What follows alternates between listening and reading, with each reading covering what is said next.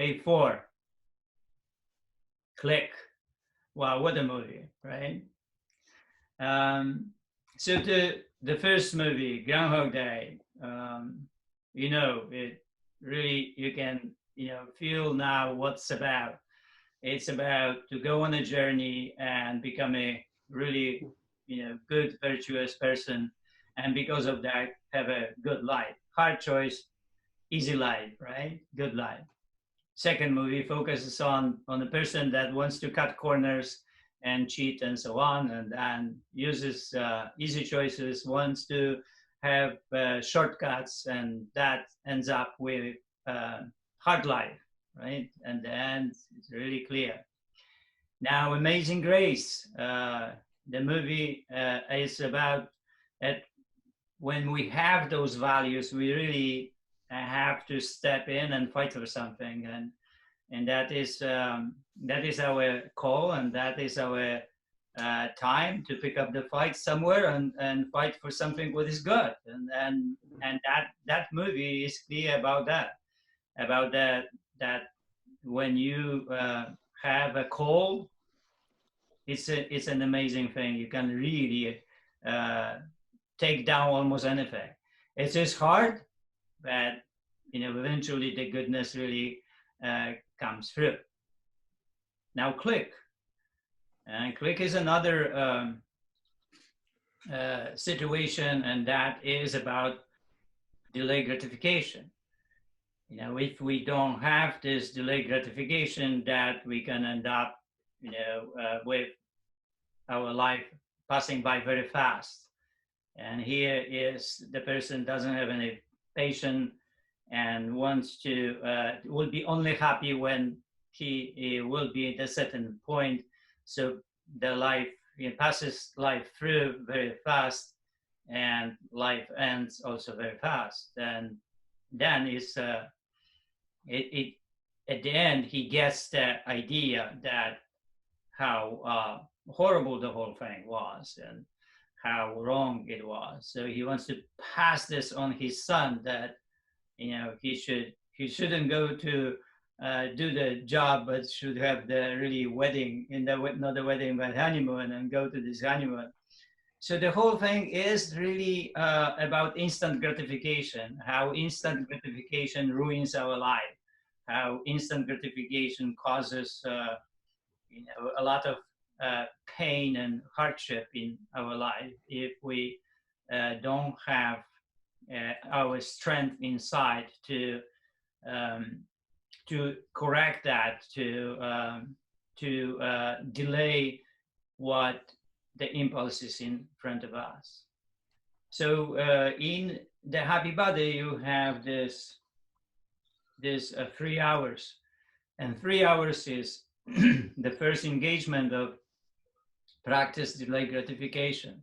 So you have to delay, and then you have in 3 hours, if you're hungry before, you have to practice delay gratification and know that it is about that. It can help you that you are practicing goodness, and you practice something good, and that is why you are doing it. And if you set up that way in your brain, the goodness is contagious, is spreading us. It's very powerful too. So when you think about that you're doing something good, then that can help you, empower you to, delay, to be okay with it, to set up yourself with that way.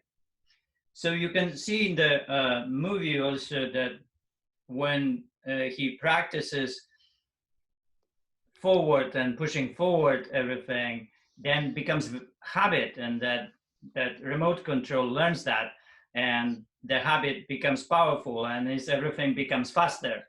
So that's how we are ending up with the brain that is liking to eat more, to live out of excess, and we fall into a habit, and it's really hard to reverse from that, because it's on a fast forward autopilot mode.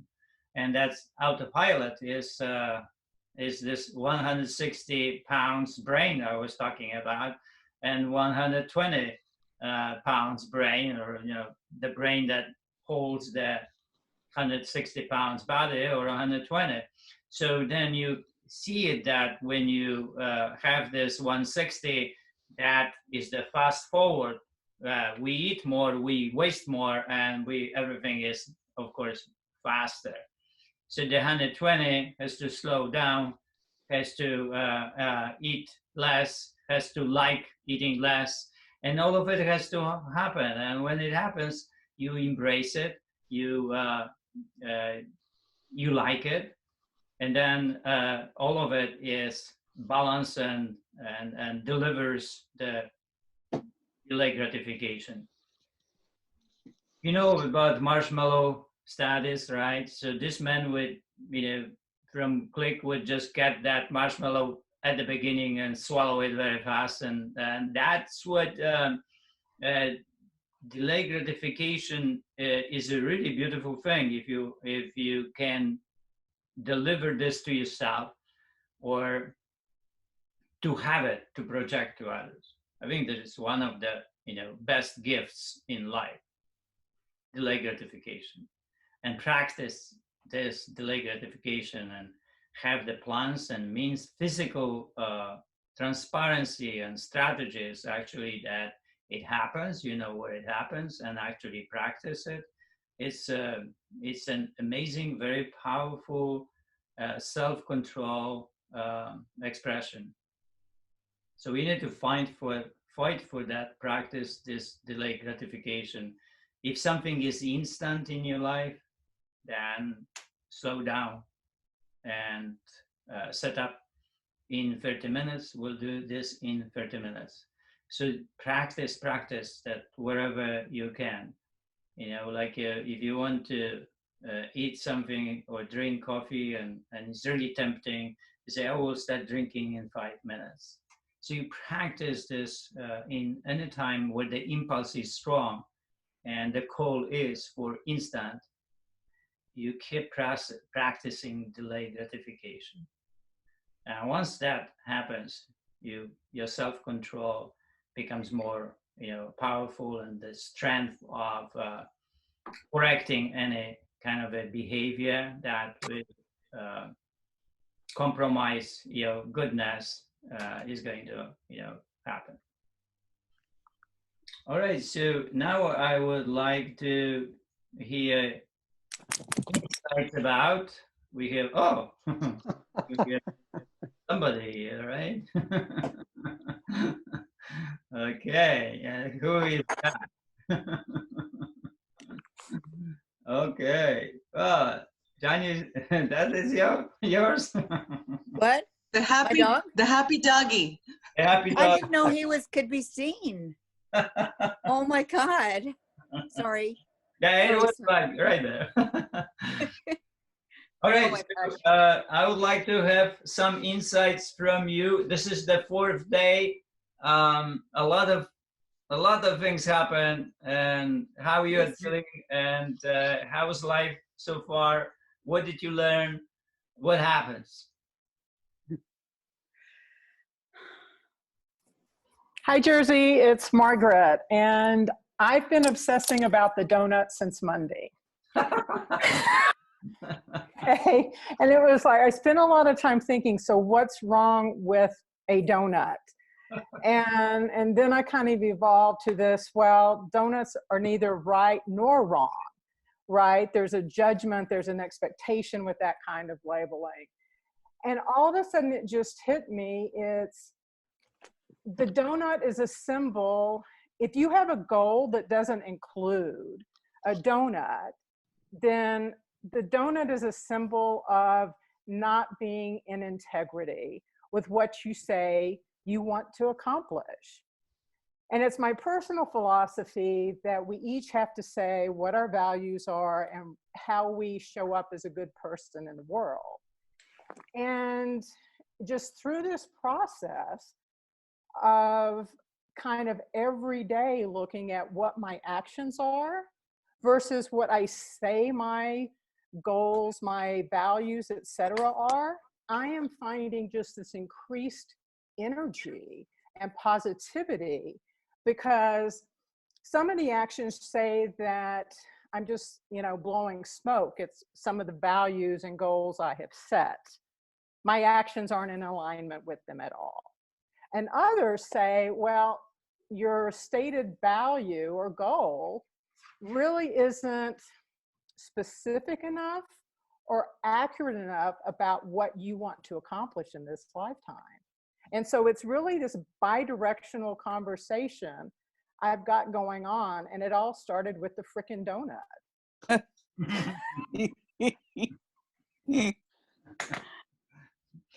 There's with the book, it's about the gap between doing and thinking.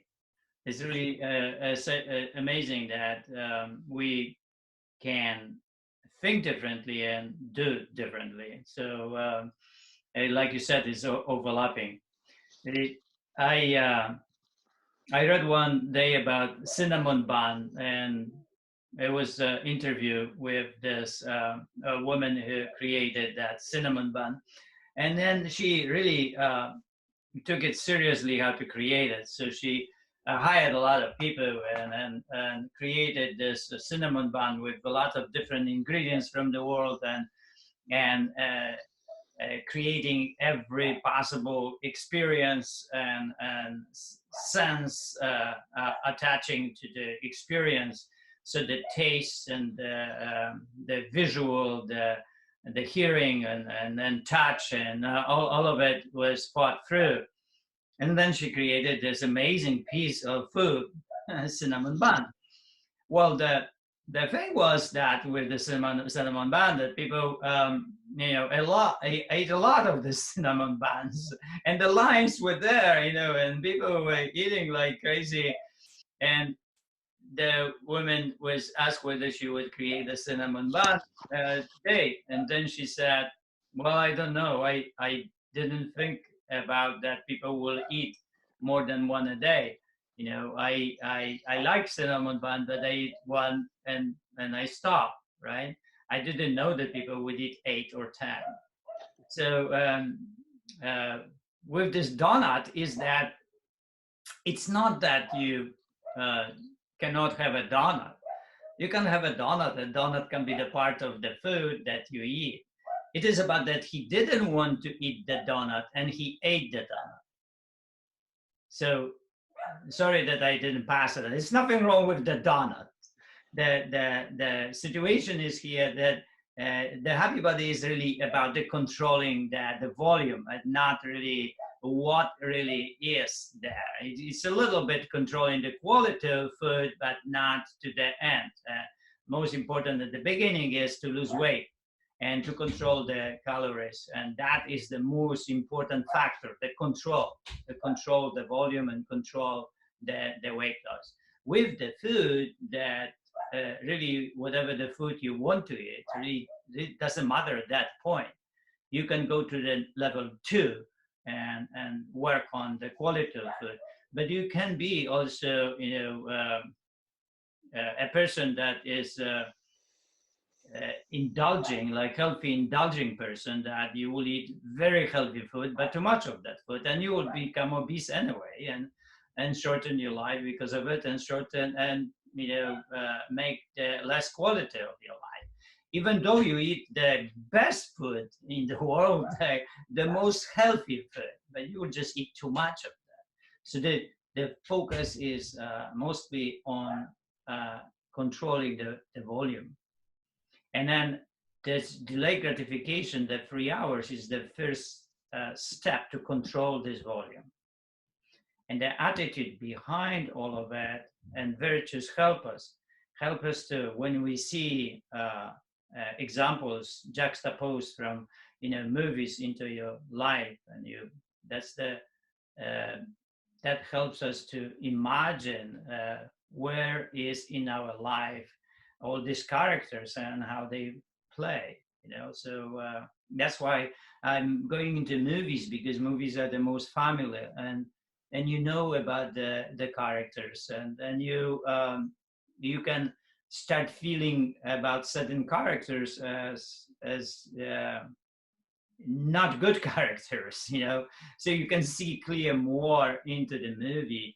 When you watch Click, it's just funny movie and so on. And you know, I remember I watched first time, and I just laugh about, you know, about the movie and about what was happening there, because it has a lot of comedian, you know, moments, you know, funny moments, and then somehow you can pass the whole thing about seriousness of that movie.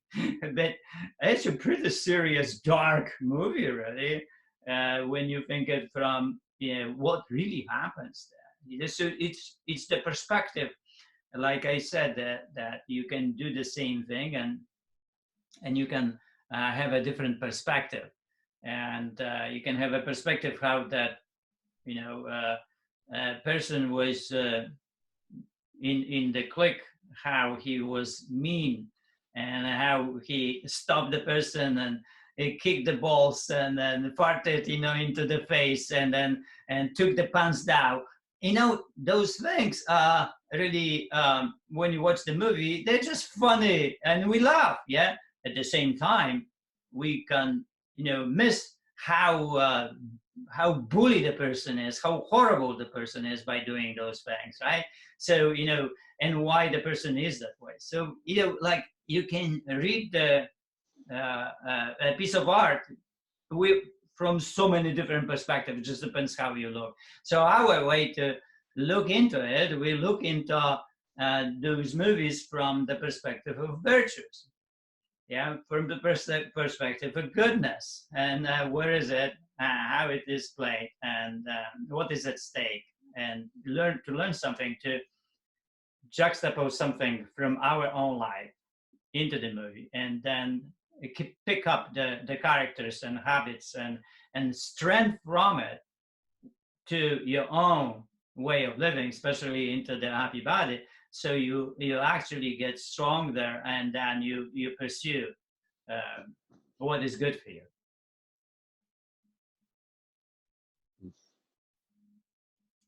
Right?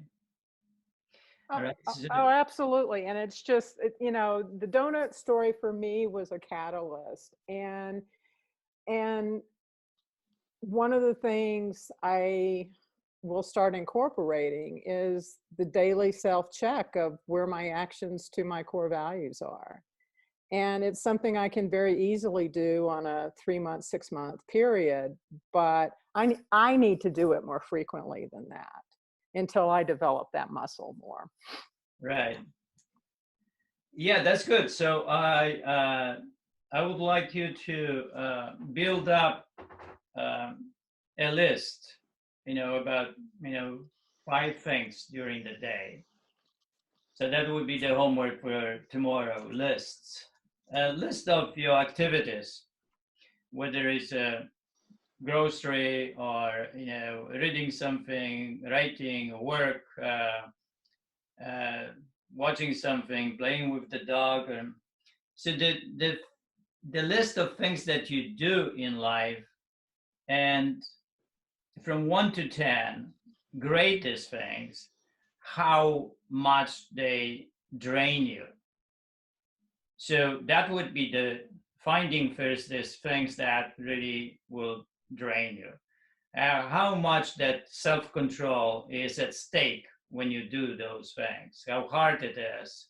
And that's where you start losing the strength, that energy that is needed when something irritative comes in, and you have to override the impulse and control it.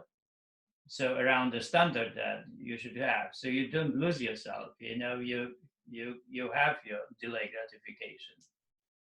So list is number 1. It's good that you talk about that, because that I thought about that list. You know, I didn't think about it a long time, but that list is really, and the daily list is important, because you can start practicing being ready for something that is really hard for you. It's like being ready for a dinner that usually breaks you, and then, you know, you lose yourself during that dinner. So let's hear that list next time, whether it helps, right? And then delay gratification with the happy body is, 3 hours span, but also it is the whole thing, delay gratification, right? It is a system that is a preventive system, and also improving system. So you have to delay the gratification. Gratification comes like you have to set first like 3 months, then 6 months, and then 1 year, whatever, 5 years. So you set up this time and you don't do it everything else. You just do, so you relax. Because, when you have 3 years for something, then you really relax and you do, and then everything is smooth. But, when you give yourself very short time, then it can stress you. It can, exaggerate things around, and it will be really hard to hold on to that one.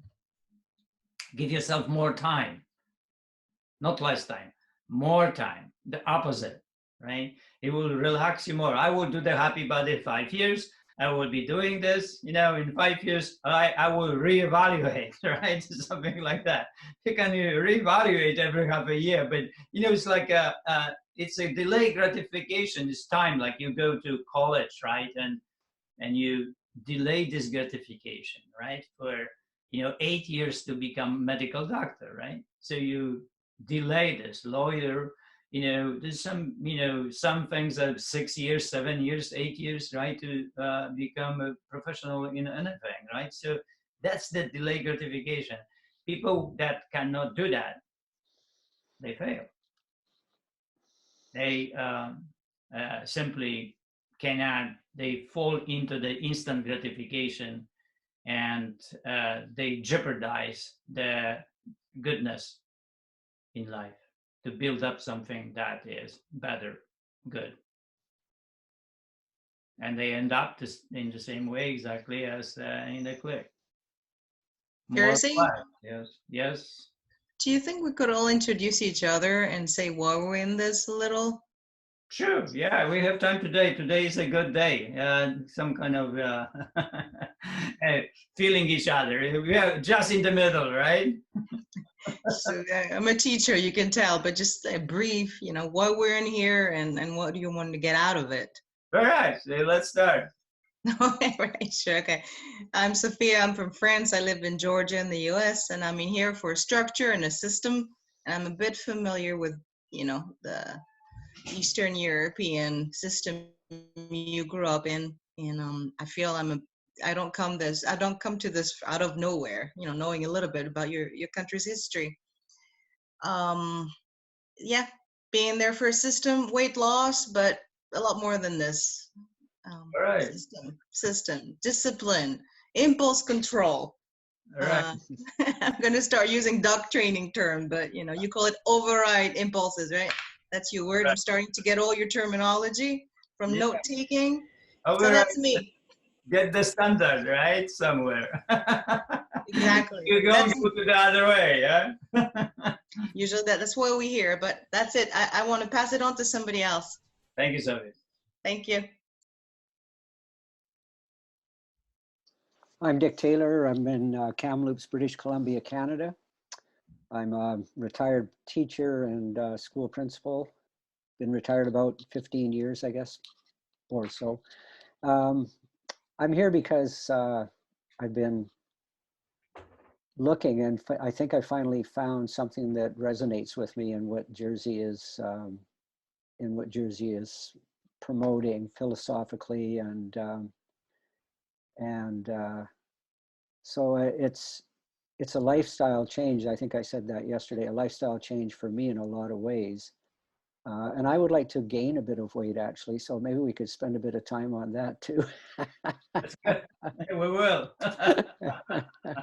But I want to take this opportunity to thank you so much for your generosity. And it's funny how this COVID-19 has brought different people together in different ways. And the self-isolation has given me the opportunity to set aside an hour and rethink and listen to you and what the ideas around Stoicism and so forth. So I very much appreciate it. Thank you. Thank you. I'm Chuck Martz, and I live in Phoenixville, Pennsylvania, which is just outside of Philadelphia. And I've read the Happy Body book about 3 times now, and every time I read it, I pick up something else. So I'm here this week because I want to understand a little bit more of just the underlying philosophy behind that, and sometimes that's I'm more of a verbal learner than anything, and then I also am interested in next week and doing that because you read the book and you try to do it and the exercises and it's sometimes you just wish you had somebody to just say, oh yes, that a little bit more there. I had in my history I did Taekwondo for 10 years, so I understand repetitive, disciplined processes and how you get better as you go forward. And so that resonates with me with the Happy Body, in that you just basically get up and do the same thing every morning and keep going, and you get better and better. So that's why I'm here. Thank you. Appreciate it. Yeah, you can see that how people that it's easier for people that had certain practices like Taekwondo, for years, and people who practice dance or yoga or any sport. It is a lot easier for them to engage the Happy Body and engage something to practice for many years.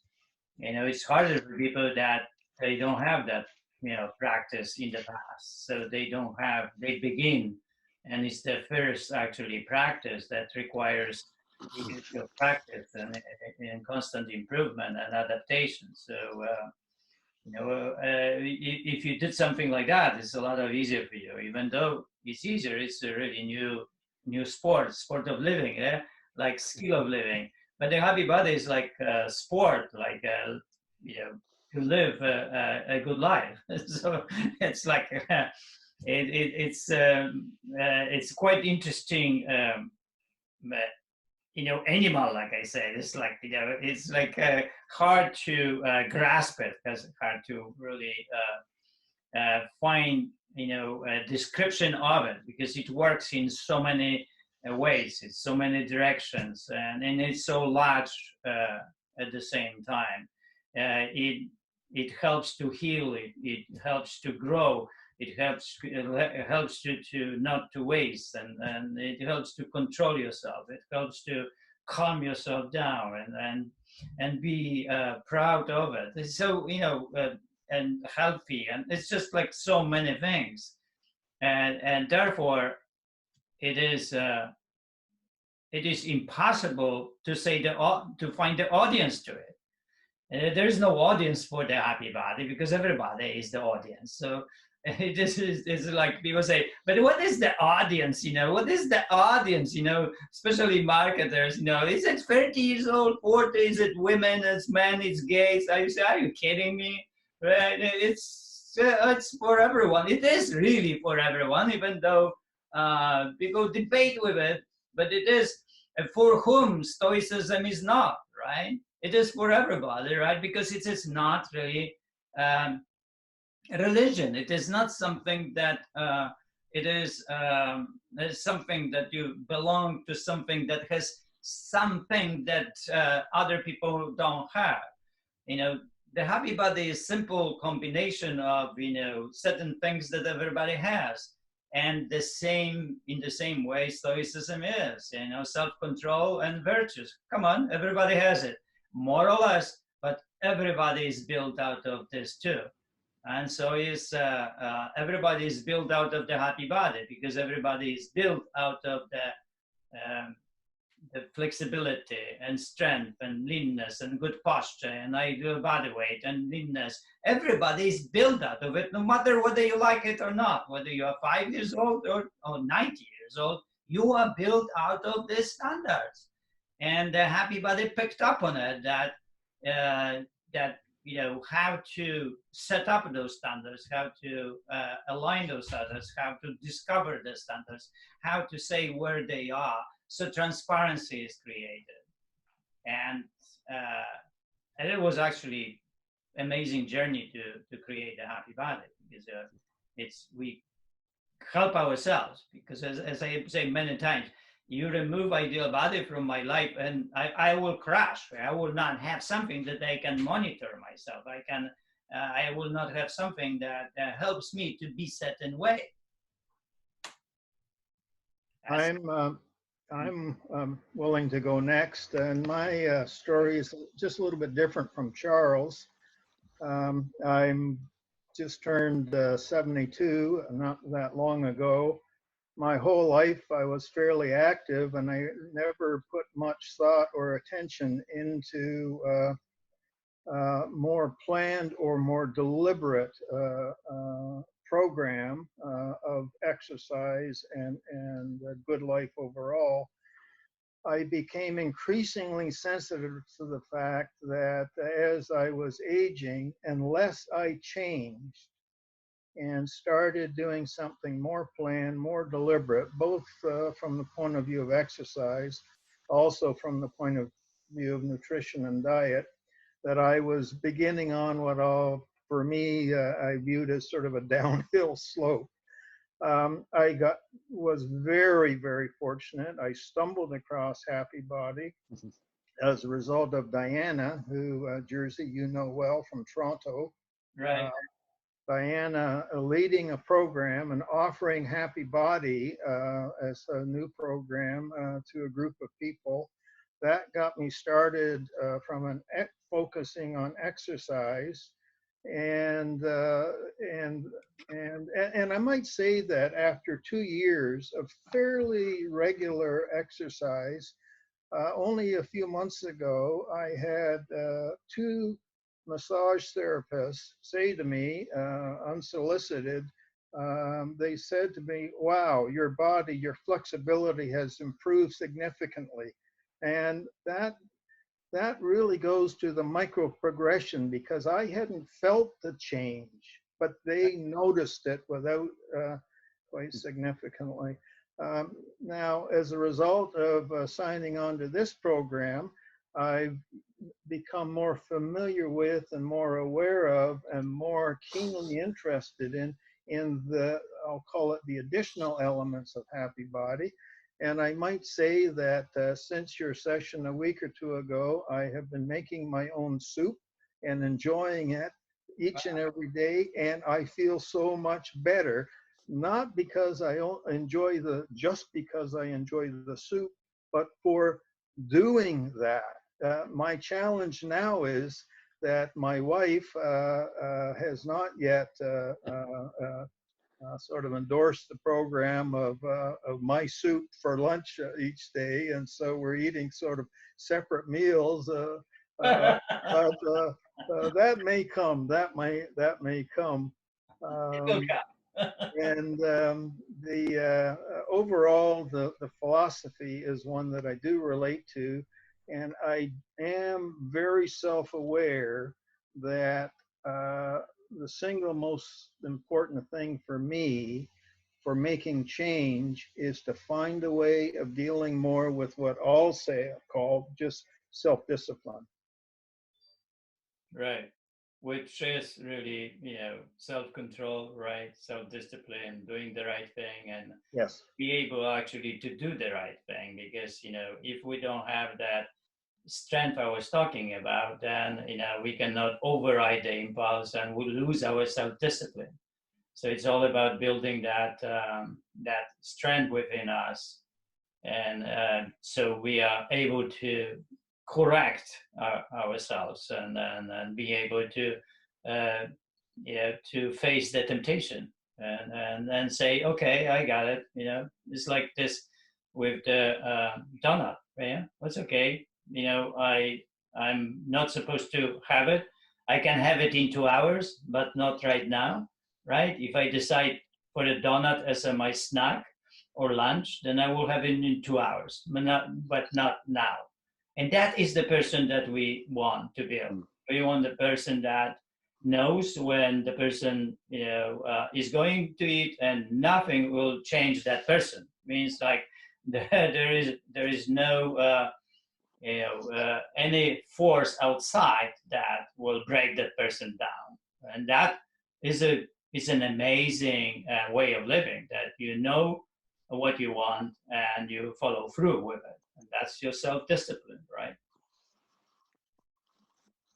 So thank you. All right, somebody else? Good morning, everyone. My name's Simon. I'm from, or I live in Sydney, Australia. So I might have the record for being the earliest riser here in the group at 5 o'clock in the morning. I'm here because I was looking, or I am looking for peers, people who are on the same journey as me, wherever they are. It's amazing how all these different people of different ages and different backgrounds have this one thing in common, and I'm incredibly grateful for it and for you organising it, Jerzy. Thank you. Appreciate. Okay. I can go next. I'm Karen Gregory, and I live practically next door to Jerzy. And about 2013, I was becoming an empty nester, and I was looking for something that would fit into my desire just to continue to be active and healthy. And I had been an athlete, but wasn't really doing anything that was structured, and this fit in really well. And I was working on it for a couple of years, and then we had some very significant accidents with my husband, and in his recovery, it took a toll on me, and I ended up with a heart issue that essentially put me under for about 2 years, and I lost most of my ability to do the things that I had taken for granted. And I decided, I really need to get back to the happy body, which was the thing that I missed most. And was looking on the web and trying to figure out how to remember how to do all of my exercises and the philosophy. Came across this course and signed up. So it was just chance. Awesome. Get back into it. Welcome back. Thanks. I'm excited about it. Thanks. All right, who's next? Hi, I'm in Ireland, in Southeast Ireland, and I'm incredibly grateful to have the Happy Body practice. I came across Jerzy being interviewed by Tim Ferriss. Had never heard of the Happy Body or Jerzy or Aniela, and I don't know what it was in the interview that struck me so forcibly, but I went out and bought the book and started to teach myself the exercise, and then engaged with you, Jerzy, online, and one thing led to another. I was thinking, we've been putting together a few comments in the chat about, when, if ever, you would get to do the Jerzy squat. So I've accepted, let me say my ego has accepted that I was 60 years without the Happy Body. Right. But the gains that I have made in terms of strength and flexibility and overall vitality is reward enough if I never achieve the Jerzy squat in my lifetime. It's all micro progression. It's so satisfying. It's so liberating. You read about, particularly in the current crisis when people haven't been able to avail of gyms, and there are all sorts of programs going up online, and you do this one day for your upper body, do this another day for your legs, and I said, what? Don't do that with the Happy Body. It's so entertainment, right? Entertainment all the time. Yeah, I can really understand what you mean when you say entertainment versus training. And none of it would work at a fraction of the effect of the Happy Body. And you can waste so much time and energy for very little results. As I say, I may never do the Jerzy squat completely, but I have improved so much and feel so much the benefits of it all. Yeah. Thank you. Thank you. Well, it's really when something is so simple like the Happy Body, right? It's so elusive because it's like you could think that it's easy to do way to do it, right? So, or you know, when you engage, then you see, well, it's not so simple. It's not so easy, right? It is simple, like you know, like weightlifting. Swimming is very simple, right? It's swimming, but that swimming has very subtle micro progression, improvement of skill that is hard to see, especially when we do certain things that they are like one movement, like pole vaulting or jumping, right? High jump. So it's only one movement, but that movement you spend 10 years, and in this 10 years you are improving the skills, and those skills can be only seen by those who really are professional in that, you know, sport. So they are subtle, very subtle, you know, changes. Like I watch Olympic weightlifters, and I can pick up any mistake there because my eye can see it. You know, that's my profession. That's what I do. So the subtleness I can pick up, but I cannot pick up subtleness on other things. You know, like investing money. I cannot pick up this subtleness, but I know I learned from in the Silicon Valley that it is also, you know, very micro progressive system how these people make money, and it's an amazing to watch. You know, watch people for 10 years or 15 years to build that, you know, something that, you know, builds up. And so everything in life has this micro progressive system that shows up itself after 10 years and 15 years, and not really within 2 years or one or something like that, right? I have a bit to go yet. Yeah. So when you do, and the Happy Body is this cumulative system of improving life, making the life better, and subtly changes. And of course, you know, after a year, you see the difference. In 2, you see bigger difference. In 3, you say, oh my God, where I was, right? What I was thinking, right? You know, a lot of you say that what I was thinking, you know. Even an increase in reaction speed. Right. You cannot put price on it, right? Not so. No. You get better. You cannot put price on goodness. You just cannot do it. You know, you are so much better, and you only you know, right? It's like you feel blessed, you know, that, you know, when it happens to you. It happened to me many times, and you know, I was blessed, really blessed when it happens. And when I would certainly say to anybody here who's just at the beginning stages that, you know, just keep, you just be rewarded so much. Yeah. Really, yeah. Thank you, Margaret. All right. Next. Hi, I'm in Northern Ireland, just above Margaret. Right. Hello, Margaret. Hi. I went to a workshop with yourself and Anila last July, and my mom was there as well in Omega in New York. So it was a series of happy accidents led me there. So I got the opportunity to learn the exercises really from yourselves, which was very useful, although I was in the last group, the Into the Cave, and realized I had actually been doing the weights wrong. So I was doing 9 kilos instead of 4.5 for a lot of the exercises. I see. So I never really got an answer exactly how to do the weights again, because I obviously had them quite wrong. I had a bit of a crisis of confidence in the program, to be honest. And then but again, it's just in this climate, I think everything is hard to believe in anything at the minute. So I thought, no, I'll come back, I'll do this course, and I'll open up again to, you know, what I'm being told and listen to it. And I have to say, I'm kind of back on board, you know, with it. Welcome back. Thank you.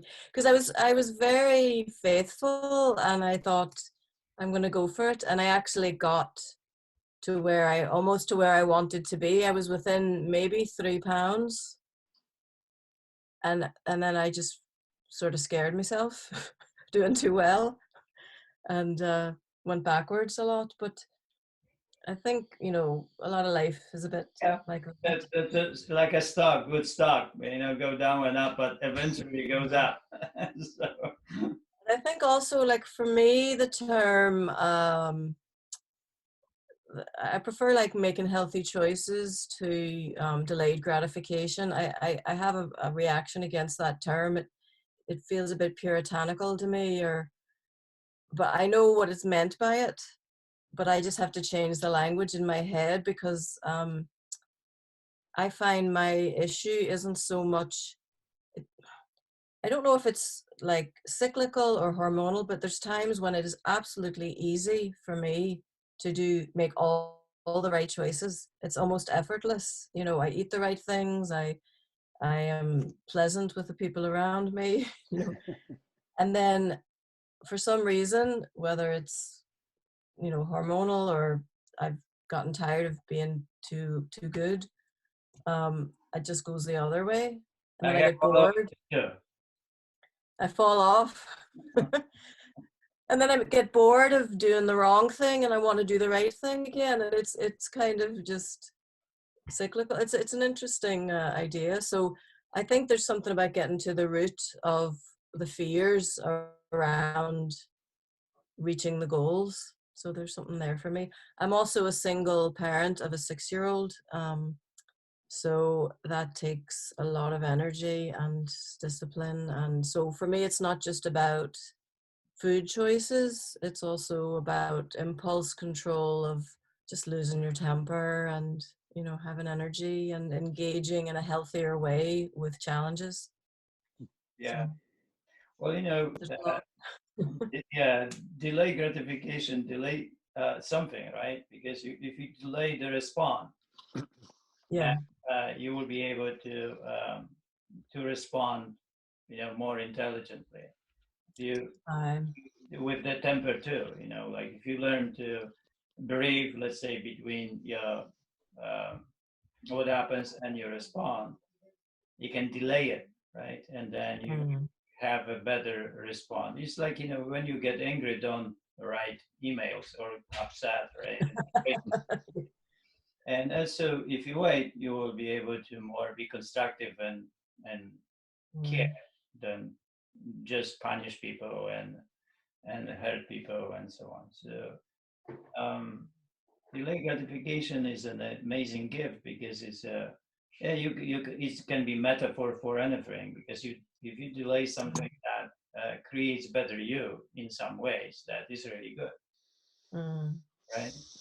So, you know, fostering healthy impulses. Right.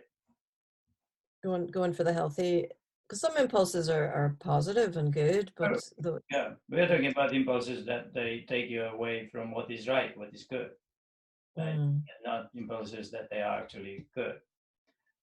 So thank you for sharing.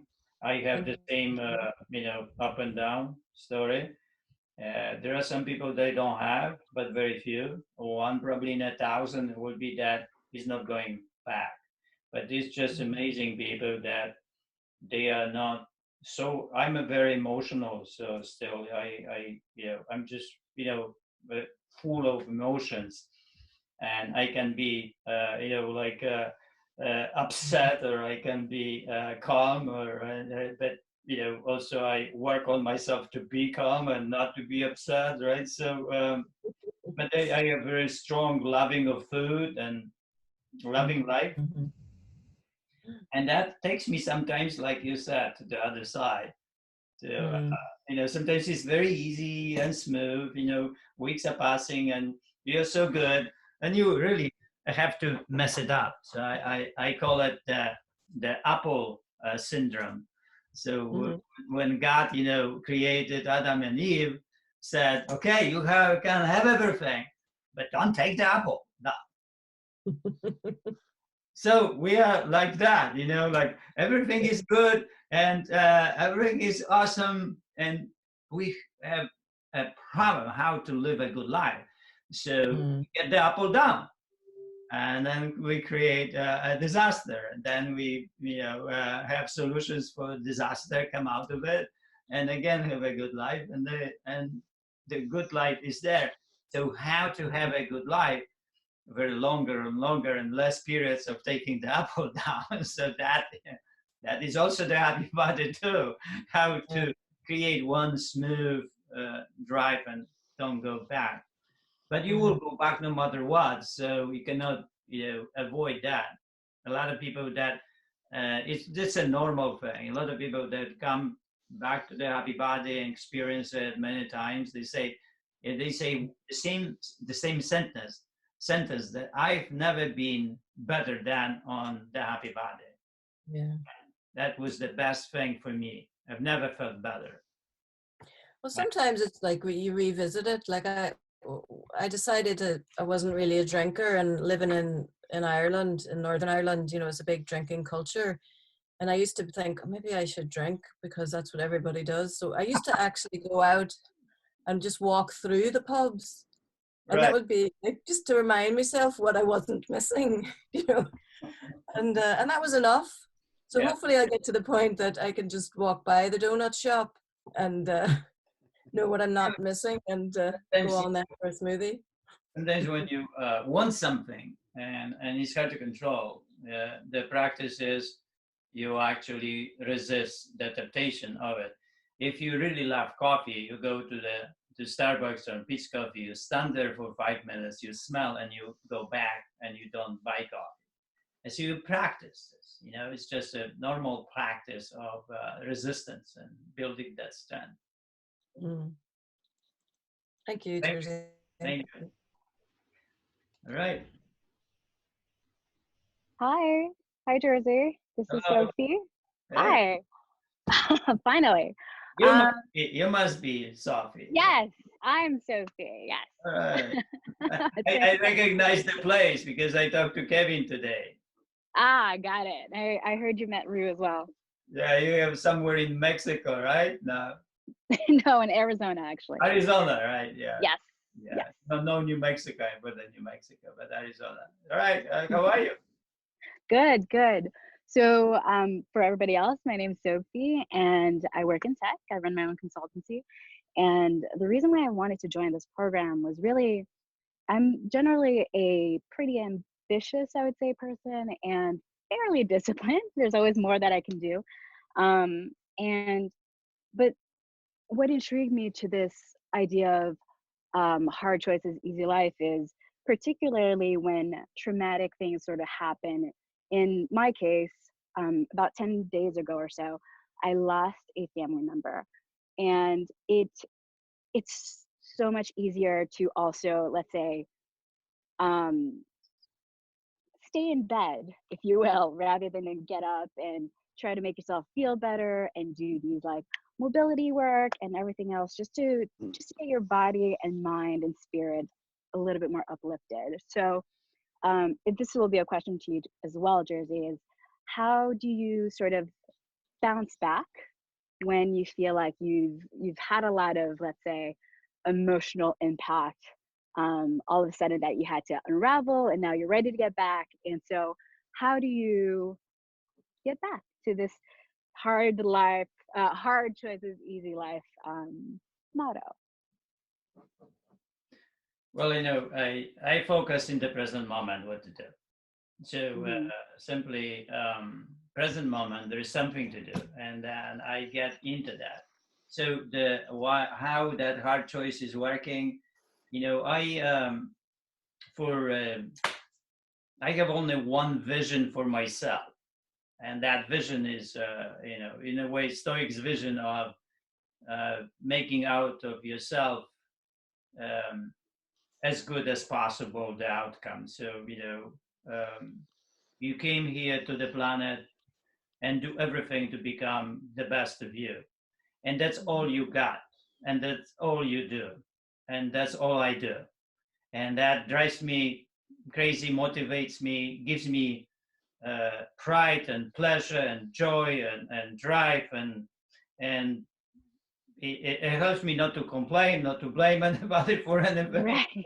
It's just like I'm wired, you know, and I then when something happens that like I'm down a little bit, that I read my poems or I go and do the happy body. I'm done. Like, you know, like 3 minutes of the happy body, boom, I'm out of it. It's just like I get my brain in and like I flip.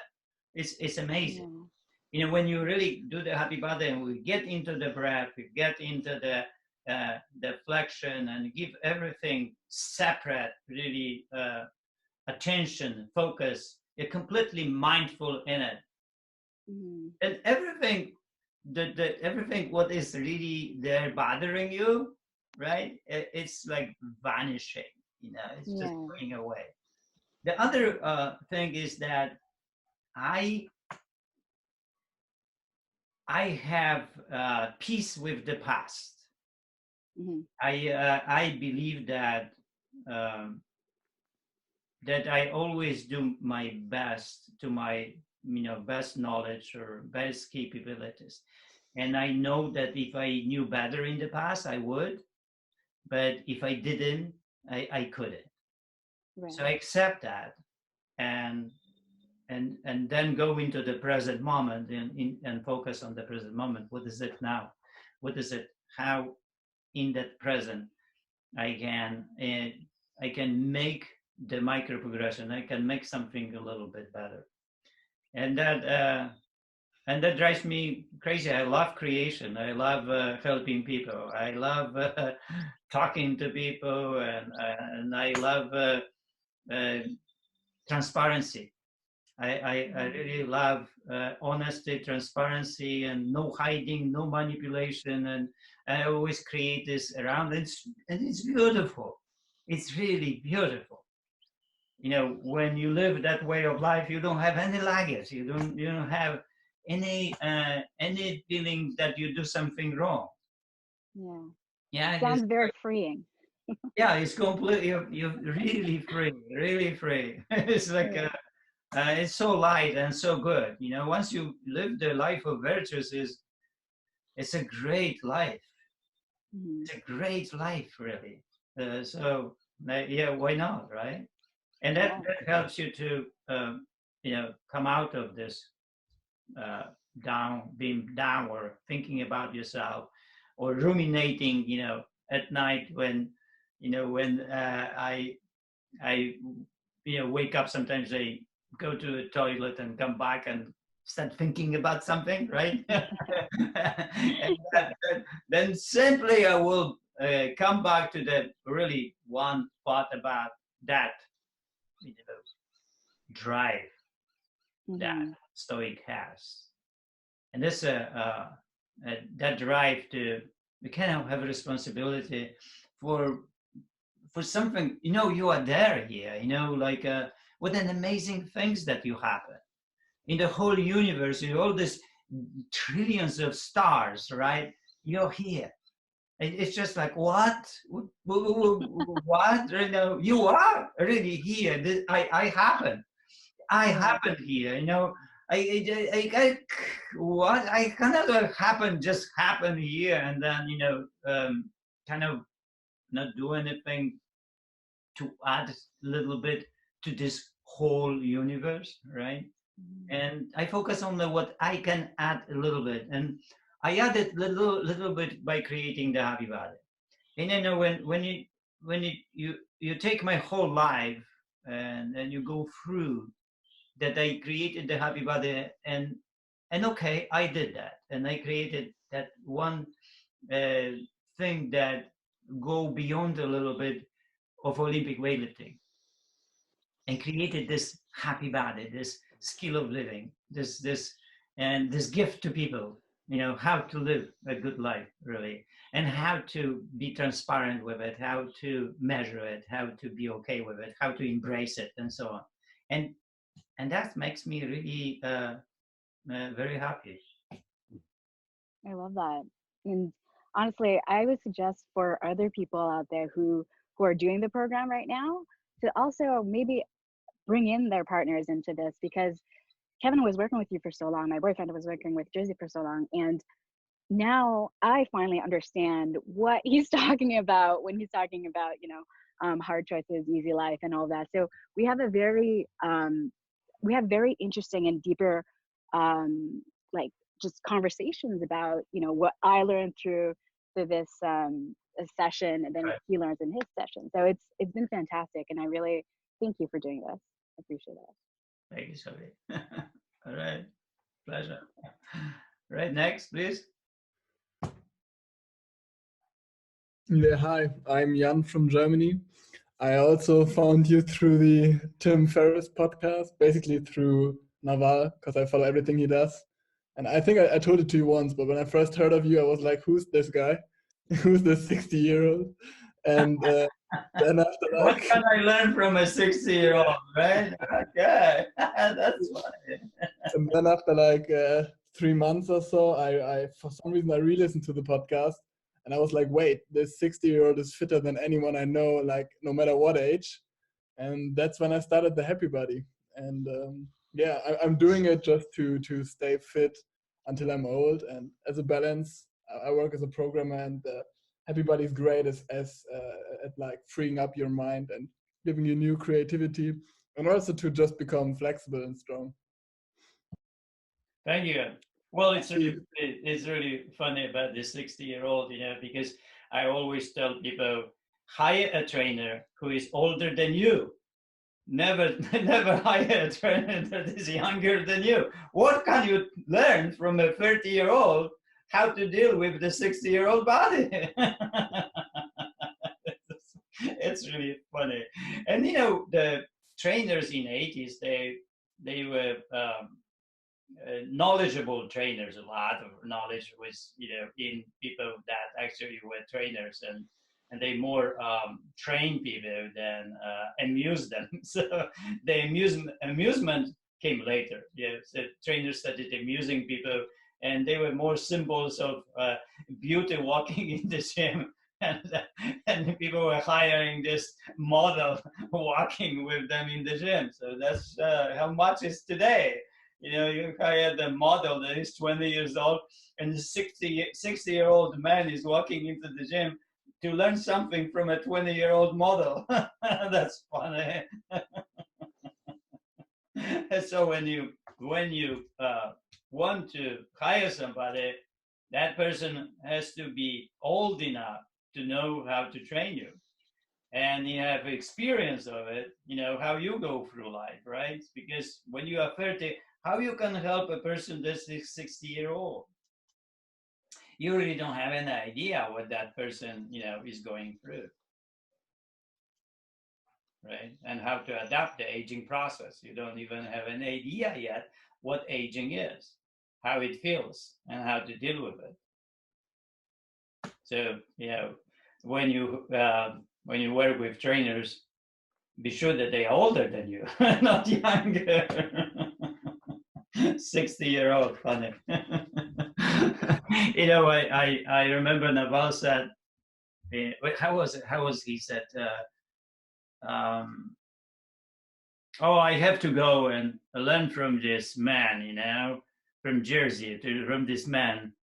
But he is old, so I better go and learn from him before he dies, yeah? And then he added, after about some months that he was here, he said, I better go and learn, you know, from Jersey how to live life before I die. So it's like flipped, you know, the way, very gracefully and philosophically. You know, it's like we have this believing system that about age is really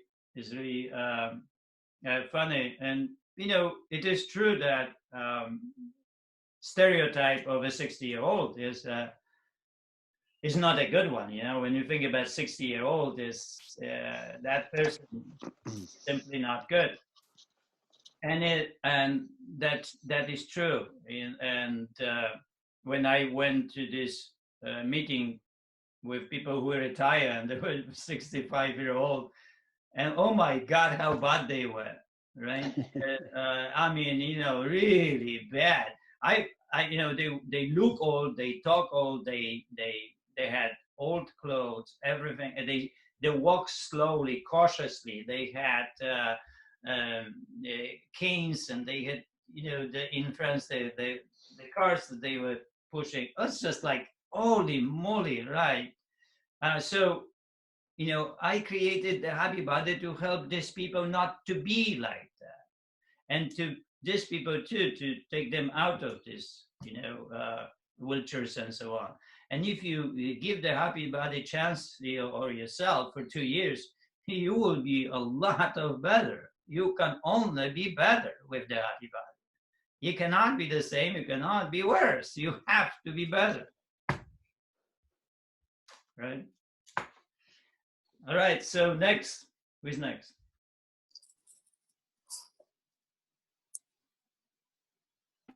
I can go next. I'm Therese. I'm also from Sydney. Hi, Simon. Hi. So I'm currently not working, juggling family at home. So I thought it'd be a good time to slow down and just maybe clear my thoughts a little bit and be a little bit more mindful about the way I do things. So probably more a time for reflection. And I quite enjoy getting up early at this time. I don't normally, but it's nice just to have the quiet and just to be to have time just to think about things. So thank you very much, Jersey. Oh, I also heard a few from Tim Ferriss, and I think the line was that you loved potatoes, and so do I. So I sort of got hooked in that way as well. I ate today potato cabbage soup. The cabbage that with the sauerkraut. And Anila likes to sometimes put together the soup that is a sauerkraut and then potatoes. It's delicious. The simple food is so delicious, right? When you take a pear, it's delicious, right? So it's just the same with veggies. When you cook them one or two, it's delicious. It's just delicious. It doesn't have to be complex. It's amazing. One day I went to this store. There was soup, and there was a label on that, like that, and it was like a simple, like a veggie soup. But the label was like long, like that, and there was like 30 different ingredients. So what is this? Why to have this? Overall muscle, so we are incapable to make the soup, right? But the soup is very simple. My onion potato soup. I make onion potato soup every week. And for 2 or 3 years, I keep eating that soup, and I love it. It's always potato soup, right? All right. So something happened on this. Who is next? Something happened here. All right. Okay. Mike, I think you're sharing your screen with everyone. Could be. All right, who is next? I can go, but we'll pretend I look different than that.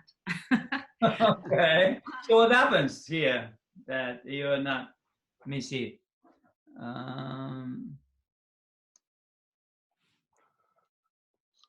Enter full screen.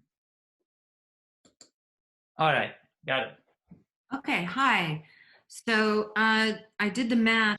My name is Amy, and I live in Los Angeles. And I am an actress who met Jersey 23 years ago.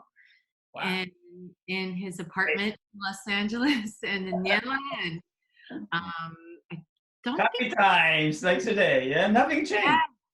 Pardon? Nothing changed. Oh, not for you. You only got better. Got me on that one. Yeah. So I met Jersey when I was dealing with chronic pain. And at the time, people were sort of getting introduced to fibromyalgia. And I was never formally diagnosed. And Jersey had never heard of it. And he said, I don't care. I don't care what this pain is called. He said, but here's how we deal with pain. And so I started out very, very slowly. And about a year later, I was completely free of pain and I was stronger than I had ever been. And about a year after that, I was on a television show where I was wearing a bikini, and I had to get full body makeup, and I took my robe off in the trailer, and people were like, "Holy shit! What are you doing?" And it was the happy body, and so so I did the happy body I was religiously doing the happy body. And now I find myself, and then years pass, and I have a different life, and I make different choices, and now I'm experiencing a different kind of pain, and it's emotional. And I come to this course because I want to find myself again, and I want to build a stronger connection with who I really am. And because I had put that down, I had put myself aside for many, many years. And so I'm remembering how when I first met you, I started out with very light weights. And, you know, for anybody who might be struggling right now with emotion, given everything we're all going through, I would say it's okay to start small as long as you're consistent. And just showing up some days is all that I can do. And so I'm very, very grateful that this program exists, that you created it, and that it has always been there for me, and it always will be there for me. So I just wanted to thank you. Thank you Amy, for sharing, you know, and showing your state of emotional state. It's very helpful because, you know, I'm very emotional too, and I know that emotions are really dragging us on the other side, which is not the good side. And, you know, it's very important to work with these emotions and, you know, practice some things that would help us to embrace them, to control them, embrace them, like them, pacify them. And that's why we have so many approaches to that. You know, we have the Stoic approach, we have the poetry approach, which I will go soon more into the poetry. And then we have spiritual approach to that. And then we have the physical approach. And you know, to find the meaning in life, and to find your goodness inside, your calmness, and to be okay how old you are and what happens to you and where you live, and to embrace all of it and live the life that is good. It's a skill. It's very difficult. It's very difficult to put it together. And that's why I decided to have this course, you know, because I saw how, for the last 11 years, I saw how people suffer because of emotions. I saw it. I saw the suffer. That's why I started writing, you know, writing poems, and I started talking to people. I started sitting with people and so on. Because, you know, we can have the physical, the happy body program, but without the philosophy attached to it, we can be easily lost because of how our emotions are. So, you know, the happy body is not completely happy if the mind is not happy, and the mind has to be happy too. And it's kind of a push and pull between these two. Yes. And they both have to be fed in the same way. You know, like fed. It's like the virtues is on one side, and some self-control is on the other side. But they both have to be fed. So it's just the same, like the happy body is on one side, but the other side is that mind living in the world. And that mind living in the world has to be also has to live the way that it's fulfilled and it's happy. It finds its purpose, its meaning, and is in the present moment is happy. Yes. And for me, it's in addition to delaying gratification, it's delaying rumination. Right. I can ruminate all I want, and it does nothing for me. It only spirals me down. But if I stay in the present moment and I simply concentrate on lifting a weight or feeling my body or listening to the sounds that are around me right now, then I don't have time to ruminate because my focus is on the present moment. So this is keeping me in the present moment when I am doing this. Awesome. And also facts, yeah, we were talking. Rumination is all the entertainment that we are doing in our brain. It's completely useless and doesn't go anywhere. So it's a kind of like facts are, the things that we do or the things that you can do, right? So we are really, okay, this is it. There is nothing else there, right?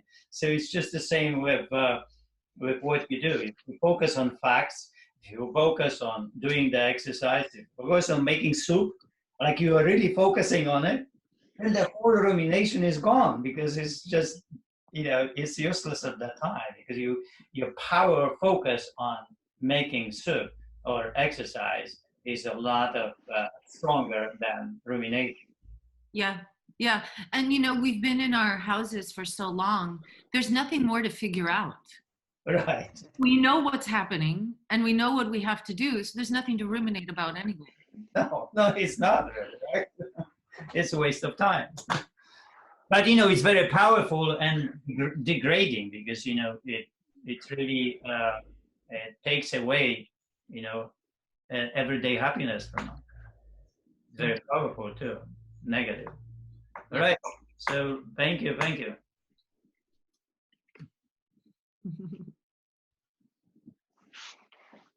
I'll go. Hi there, my name is Marty Wooster, and I'm from San Jose, California. And Jersey, I discovered you through Aaron Wetzel, who is my bar. No. And I read your book. I absolutely loved it. And I wanted to kind of change what I was doing exercise-wise because I was doing a lot of repetitive cardio and my body wasn't happy with that. So, so your program is moving me in a direction that my body really wants to go in, and I have my DVDs right here. So, using those, and I'm taking this course because I love to be inspired and learn from someone like yourself, and I love routine. I love having kind of simplicity in my life. I love having something hard that I'm committed to because when I do hard things, I just mentally, I mentally just feel so much better, and that takes me there. And when the shelter in place started, I had some really good routines in place, but then I also started the let's make brownies every day routine and let's have wine every single day routine. And one of my friends posted on Facebook just as a joke this message that said, good morning, inmates. And I saw that and just had this wait a minute, I am not going to be an inmate in this situation. This is not how I'm going to see, this shelter in place time. So that did it for me. And I was like, well, I'm going to, take this time and I'm going to learn and I'm going to grow. And for me, it's spending more time preparing food in the kitchen, which my husband normally does most of that. And so I'm really excited to be doing more of that. And just again, to really be thinking about, why it is I love to exercise, but why, really getting my actions and my thoughts and my beliefs and everything really in alignment in this time, because that's what we can do, you know, while we're sheltering in place, and it's a huge gift. And I know that when all of those things are in alignment, I have tremendous peace. And so that's what I'm gonna keep working towards. Thank you. Thank you, Martin. That's really cool. You know, the repetitive cardio, what you said, can be very wearing out, right? So, yeah. And a lot of, women that taught cardio, any kind of a cardio, they usually are about 44 years old when they come, and they really cannot controlling their bodies anymore by using a lot of cardio. Mm-hmm. And the body gets pains, and the body has to rest, and they eat too much, and it's a vicious circle that doesn't help. And I had a lot of teachers, the cardio teachers, around that age, between 40 and 44, where impossibility to control the body through just doing the cardio is not valid anymore. So the Happy Body helps, you know, with the control, that, you know, that balancing how much exercise, how much food, how much meditation, how much walk, right? You know, so it's not too much, right? Because if it's too much, then we can get pains, we can get exhausted, we can get overwhelmed, we can get tired. It's not a good life. It's not a happy life. Happy life is to know really how much to do, very little. So actually get a little bit micro progression, makes us a little bit better next day. And that is wisdom of the Happy Body, that can actually do that. So we don't, you know, feel pains, we don't feel exhaustion, we don't feel tired. I'm never exhausted, come on, in my life, come on. I'm never exhausted, I don't even know what's that. When people say, oh, you know, I'm stressed, I say, well, stress doesn't exist, right? It doesn't, so I don't even know what's that. You know, I don't know what this means to be bored. I really don't know. It's just like, it's a weird thing for me, how you can be bored. And I definitely cannot teach boredom. I cannot teach boredom, and I cannot teach how to be stressed. And I cannot teach how to be, you know, tired, overwhelmed, exhausted because of exercise, because I don't do it. I can teach really, you know, be healthy and strong and have a good life. This I know how to teach. That's what I teach. The other things, I don't know. So welcome, thank you for coming and sharing and being here. All right, next. Thank you, Martin. Hi, everyone. My name is Eva. I was born and raised in Guatemala, but I live in New York now. Right. And I listen to Tim Ferriss' podcast. After always dreaming to be a dancer, I decided as an adult I was going to make it come true. And I've been pushing my body like crazy for the past 6 years. And I've achieved some really cool stuff. But I've also gotten really injured to the point where I've had surgery. And 2 years ago, I listened to Tim's podcast, and it took me a year to buy your book.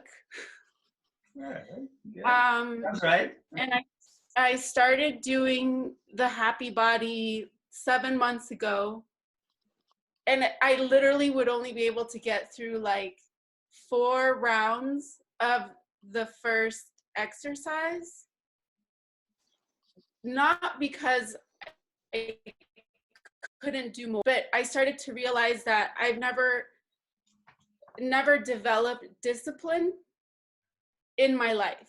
So every time I approach something, it's like go crazy, go, go, go, go, go until something happens. And if it happens, yay. And if it doesn't, I have no idea why it happened or why it didn't. And I noticed that that's how I am with everything, like with nutrition, with if you tell me eat once a day, that's easier for me than telling me to eat 5 times a day. If I have to think about one meal, it's less stressful. But I also started to realize how much nutrition plays into what I'm asking my body to do. So yeah, I started doing the Happy Body, and I'm in a company. We're on a break right now. And I started to notice, whoa, I can get through these rehearsals. This is awesome. But I also realized I'm not really doing the Happy Body correctly. All of a sudden I'm like, oh, I have to do a heavier weight. It has to be heavier. And, you know, because I can. And then I didn't start to feel good with the squats, which is why I had so many squat questions the last time. And it was like, oh, I have to slow down. Like I can't push, I can't force my body to be somewhere where it's not. And I love, thank you for creating this space for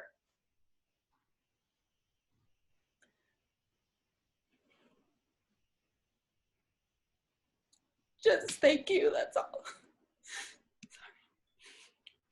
Thank you. You'll be okay. Yeah, we're all learning, right? But we are good people, so we'll figure this out, yeah? How to get better. And that's the most important factor, how to get better. And we will get better because that's what we do. You know, like some people, you know, invest in making money. We are invested in making better ourselves. And then we'll get better. And, you know, we'll learn how to make plans and how to be okay with plans. You will learn that. And you will learn this, you know, patience and liking the plans, and it will happen to you. It just will take time. And, you know, meantime is the present moment, and you are here. That's the most important factor. You are trying to do it and give yourself, you know, I always tell people you can only fail in one way. You stop. That is your failure. It will never be a failure if you keep, you know, working on it. Because if you're working on it, you're getting somewhere. Yeah, you're getting, yeah, a little bit here, micro, a little bit there, dip here, dip, drip, drip, drip. You know, there was this saying from, I think, Amazing Grace: drip by drip, drip, drip, drip, drip, drip, and you get better. It's a micro progression, micro. You get better. Thank you so much.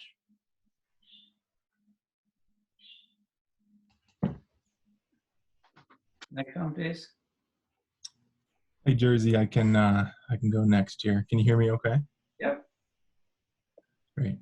Bryant Dudzik, I'm from Michigan, and I'll keep this fairly short here, but I first want to say thank you, Jersey. I've been here since the start, and it's been the highlight of my day each day, and so thank you. How did I find out about Happy Body?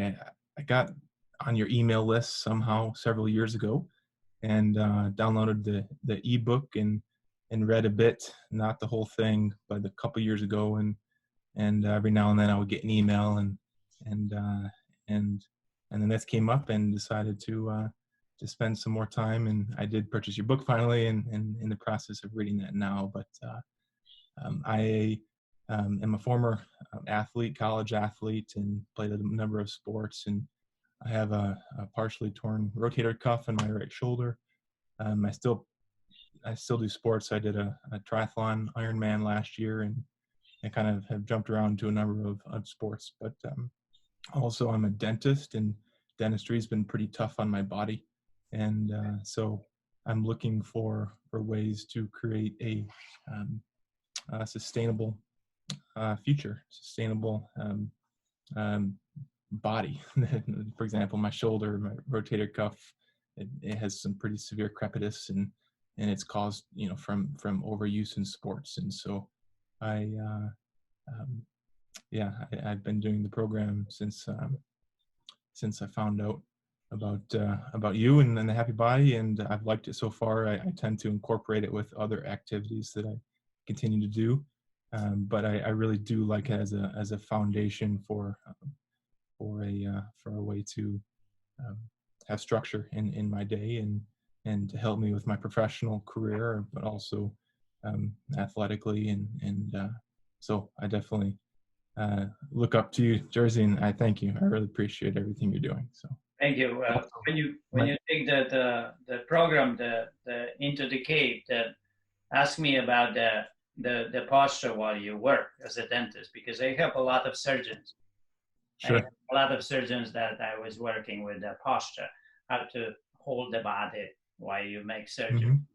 And there's a way that you can hold the body so it's not in your shoulders. And usually the shoulders get beating and the lower back, is getting really tired because you're holding the body instead of holding the body in the legs. So ask me that question when we get into what is it, the rocking trunk, right? That exercise.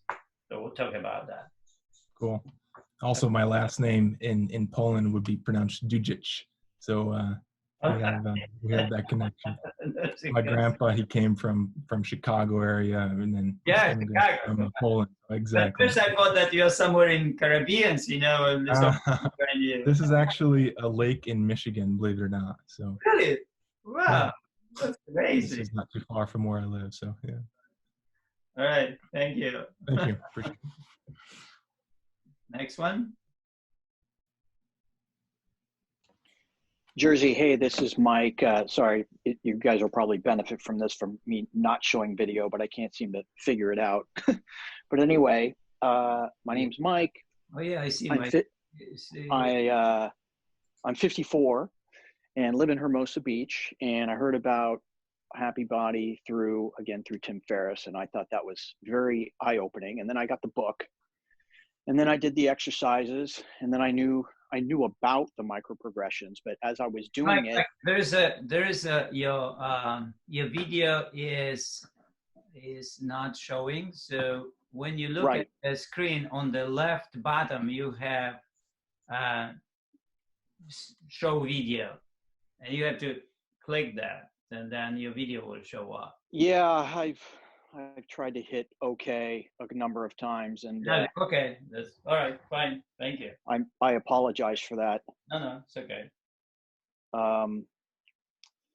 So where was I? So when I first started it, I thought I was really progressing, but what I was doing is cheating. I wasn't being honest with myself, because I think the devil's in the details with the Happy Body of making sure that you're doing it right. You're not doing too much weight, too little weight. And it was pretty shameful to watch my full body squat, the power tower. That was pretty embarrassing. But I think you need to be honest with yourself of where you're at and be with that and go from there. And then last week or 2 weeks ago, when you were talking about the breathing and making sure you get that right. And as I do it I do it regularly, but the devil's in the details again. Sometimes you're not breathing the way you should be. Sometimes you're not raising your toes. Sometimes you're not progressing your pelvis before you go down. So I think it's a very wonderful program in that you really have to practice it to get it right. And then the last thing I'll say, I thought it was funny when I first started this, that I'm going, why does he want us to do all these? These are weird exercises. These are weird. And then as I got doing it more, I thought of the Karate Kid, like the kids saying, why are you asking me to do all this stuff? And then in the end, he goes through this whole, fighting sequence, and it's like, oh, but I just say that to myself all the time. It's just like, oh my God, it makes complete sense of why he's having us do all this. It's genius. So I'll leave you with that. Thanks. Thank you. Well, you can only see the intelligence after you receive it, right? So at the beginning doesn't have any sense, but that's a contemporary intelligence that you don't recognize. If you would know and you see it, then you would not go anywhere, because that intelligence you would know from the beginning. So if you know things, it doesn't have any value. But if you don't know, that it means there is a value, because intelligence is really more than you are at that time. So there is something to learn. And that is why you don't recognize it. But once you go through, then you look backward, and then you see, like you said, genius of it, or intelligence of it, how the plan was created and how the journey was created by somebody who knew where to go, right, with it and how to. Mm-hmm. Mm-hmm. Thank you, Mike. Mm-hmm. Thank you. All right. Next one, please. Well, hi, Jersey. I'll go next. My name is John, and I'm from Fargo, North Dakota. Hello. Hi. Hi, John. So I came across your book about 2.5 years ago and read it, and everything made sense. But clearly, when I started, my focus was on the exercise, just the exercise, and then I had an acute flare up in my low back, and I got to the point, the pain was so bad, I was actually needed to use a walker to get around. And my discipline really went out the window. The only discipline I really had at that time was that I decided I was not going to have surgery. And so I kind of stuck it out and started to improve. And it's been a long journey. But I've always believed in, whether it was in athletics or in business, that it was hard choices, easy life. I mean, that I believed in that philosophy. I hadn't really put that into practice when I first did the Happy Body, but I came back to the Happy Body about a month ago, and it's been a completely different experience for me. I'm more contemplative. It's more meditative for me, and I see that it needs to really be a lifestyle. And so I am into the cave because I wanted to learn more, philosophically, and also to kind of reestablish that discipline of doing, making the hard choices and having an easier life for the rest of my life. So thank you. Yeah, thank you. With dealing with lower back is a masterpiece and mystery always. It's so difficult to deal with it. A lot of people have back pain, and there is in MRI nothing there, and we can go to chiropractors and PTs and trainers, and it's really hard to deal sometimes with. Some people just have a lot of pain in the lower back, and nobody knows how to deal with it. And the only way to deal with it, from my perspective, is decompression works, and the hyperextension works, and then the Happy Body works gently when you go gently with the body, and progressive micro progression is really working with the Happy Body, the lower back very well. So if you do it right, if you love the body, and if you give that body opportunity to become better in a micro progressive system, then the body will become better. The body will accumulate, the body will adapt to a different level, higher level. The body will develop better tendencies, the better ligaments, better cartilage, better veins, better arteries, better bones. The body will do it. It's an amazing thing that the body, how the body responds to the stress, to the healthy stress. That the stress that you put on is that stress on the micro progressive stress, that very, very little, but consistent on a daily basis. And that's what eventually creates this beautiful machine the body can become. And when I look at myself, and I go with Anila to the gym, and she does snatches almost with her body weight. She's 60 years old, that is just, I just looking at this, just wow, right? You just cannot comprehend this in the normal, world. Is so awesome, so incredible thing to see. 60-year-old woman doing such a thing. It's just very powerful. I mean, so free, so powerful, so incredible, right? It's like that machine can be made, right? She was, 16 or when I met her, and then she was not that way that she is today. She was not that powerful when she is today. Wow, right? So a lot can be done with the body, right? A lot can be done. It just, you have to know what is the plan and execute that plan consistently and be patient, delay the gratification, and be virtuous person, love what you do, and then keep just working on it and add a little bit, and it will happen. Thank you. Thank you. All right, so I need to close, but I have a podcast at 2 p.m. All right, so I will open tomorrow and we'll listen the rest of people. So let's plan to do that. And then the work is the writer centers about hard choices, beginning, I believe. So that's the next one. And then pick up a snack that you want to eat and eat it in 30 minutes. So take 30 minutes for that snack to finish, whether it's a bar or something. So that would be delay, working with delay gratification and self-control, practice. And practice this, tomorrow or today if you want. And watch a movie, Midway, the new movie. What was the movie again? Midway. Midway, like halfway? No, what is it? Midway, right? The Pearl Harbor. It's about war with Japan. No, sorry.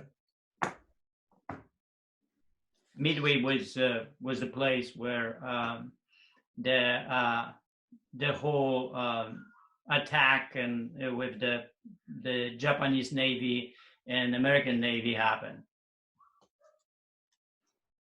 Okay. All right. See you tomorrow. Thank you, Jersey. Bye, everyone. Thank All you. right. Thank you. Bye-bye.